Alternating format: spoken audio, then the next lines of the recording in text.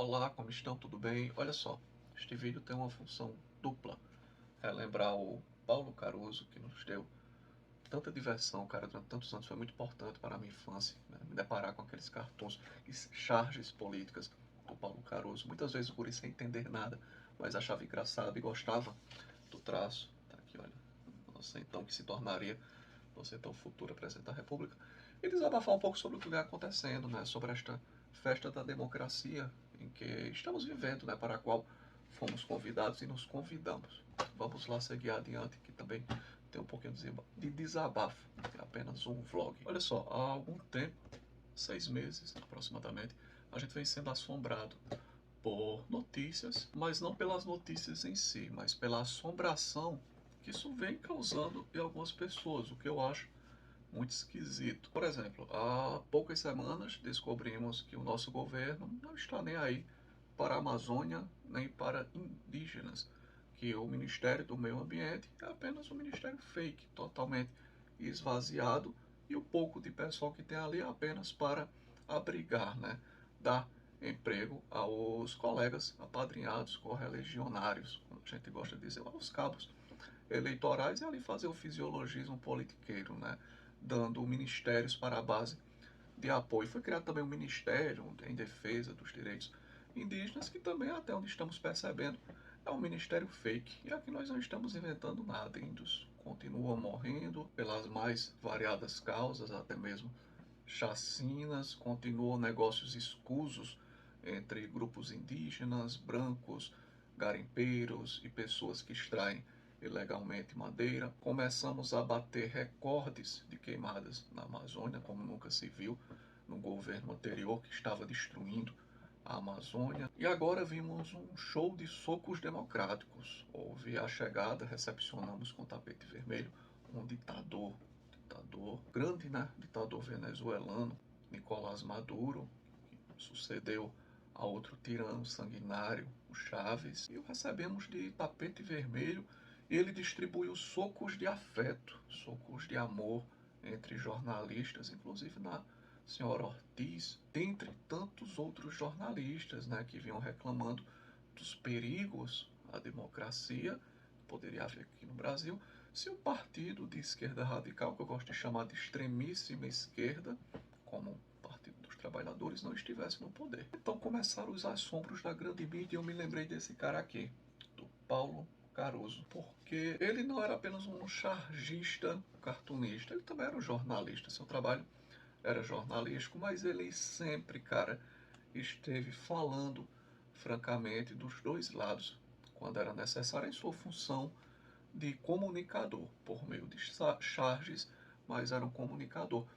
E é interessante perceber o comportamento da imprensa atual. Eu vi malabarismos no grupo O, na notícia, sobre os socos democráticos, os socos de afeto, que os seguranças do Maduro e os seguranças do Gabinete de Segurança Institucional do presidente Lula distribuíram entre os jornalistas que estavam ali naquele show de amor e de afeto. Aquela grande festa democrática que a gente presenciou. No UOL, a jornalista gaguejava, tentando explicar o que aconteceu, sem atribuir diretamente a culpa às duas pessoas, né, que estavam envolvidas nisso. Nosso presidente Lula e o presidente Nicolás Maduro, seu amigo ditador, junto com tantos outros ditadores. Sakamoto publicou uma matéria bem interessante. O que aconteceu, a chegada aqui de Maduro, nos fez lembrar os piores anos do bolsonarismo. Cara, eu nunca vi segurança do presidente Bolsonaro espancando pessoas, e muito menos ele trazendo para o nosso país ditadores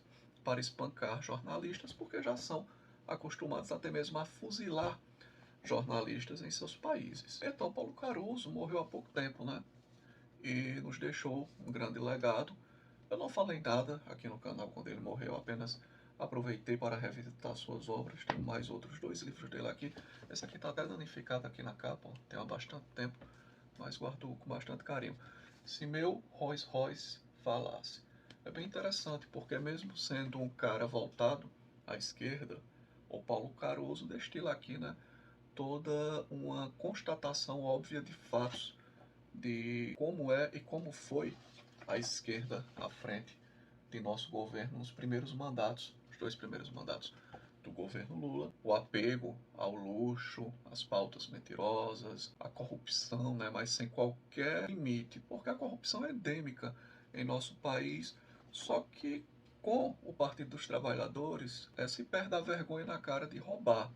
A coisa começa a ser bem escancarada e se consegue um aval da grande mídia, da mídia mainstream, que é incapaz, né, de criticar de forma contundente tudo isso que acontece quando um agente político da extremíssima esquerda radical está à frente do Planalto, está lá no Planalto mandando e desmandando com aquela sanha totalitária que é da estirpe da esquerda, né?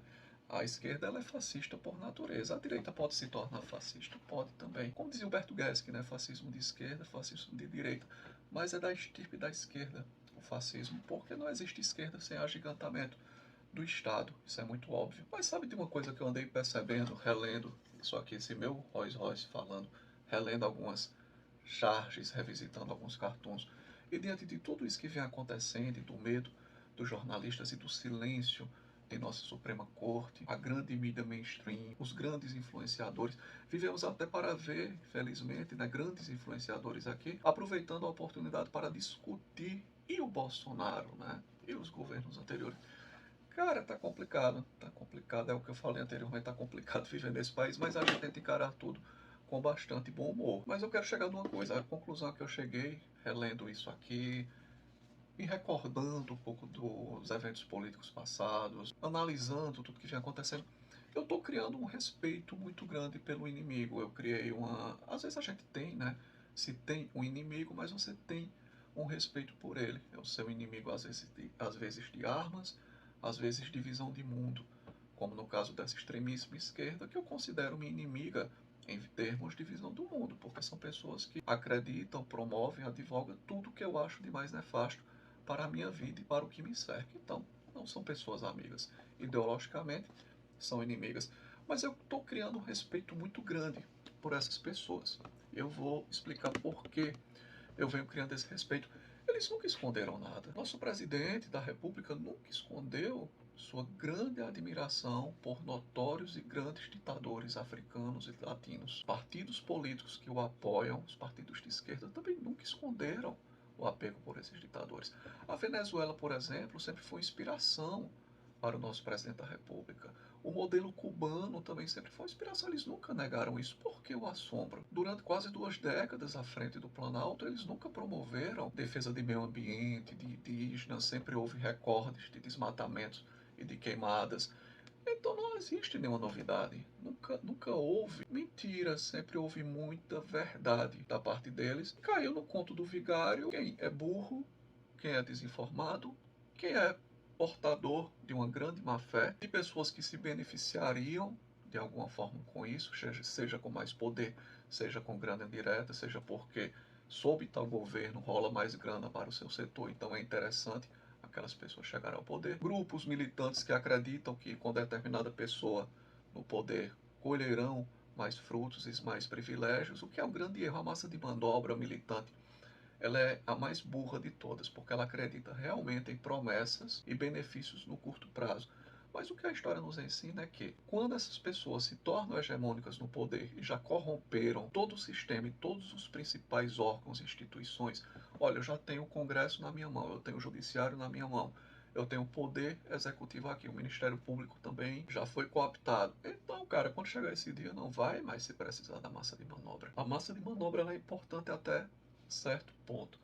Enfim, é isso. Este vídeo é um vídeo desabafo sobre os socos democráticos que foram distribuídos com bastante amor, as queimadas que vem batendo recordes na Amazônia, os demais ministérios fakes, a supertributação que vem caminhando gradativamente, o silêncio estarrecedor dos jornalistas e quando pensam ensaiar ali uma possível crítica, nós vamos criticar, fazem isso gaguejando e colocando sempre com a parcimônia, né, se fazendo meia-culpa, ou como no caso do Sakamoto, dizendo, olha, esses socos do Maduro e do Gabinete de Segurança Institucional do presidente Lula lembram muito o pior do bolsonarismo, gente, vamos ter cuidado com isso.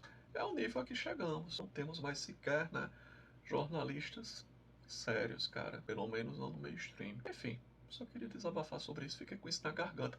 E dizer que respeito muito nosso atual presidente e toda aquela elite política e burocrática, aquelas pessoas poderosas que o cercam. Porque eles nunca esconderam nada, eles nunca mentiram, cara. Eles sempre foram muito claros quanto ao que eles querem para nós e em quem eles se espelham, nos modelos de governo que eles se espelham. Então, tá aí. Em nenhum momento a gente pode acusá-los de estelionato eleitoral. Eles estão dando o que prometeram. E aproveitei para recordar, né, um pouquinho desse carinha aqui. Paulo Caruso, cara. Foi muito importante na minha infância. Eu acompanhava seus cartoons e suas charges quando eu era guri nas revistas. Meu pai era um assinante de revista Isto É, super interessante, Veja. E eu gostava muito quando eu me deparava com as charges do Paulo Caruso. Um cara da esquerda festiva, caviar, um radical chique, mas que nunca passou pano para as safadezas, como se passa hoje em dia. É isso, fico por aqui, um abraço a todos e até a próxima.